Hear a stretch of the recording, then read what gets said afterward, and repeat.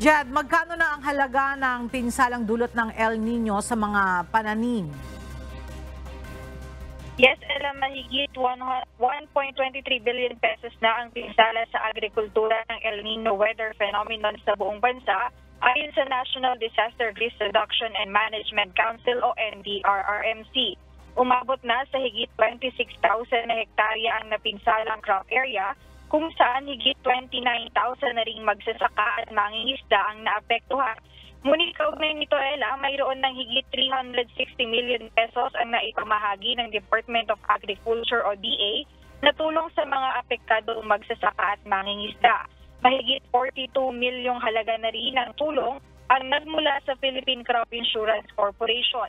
Bukod na rito, Ella, sa El Nino ay binabantayan din ng Pag-asa ang La Nina na inaasahang naman magsimula sa buwan ng Hunyo.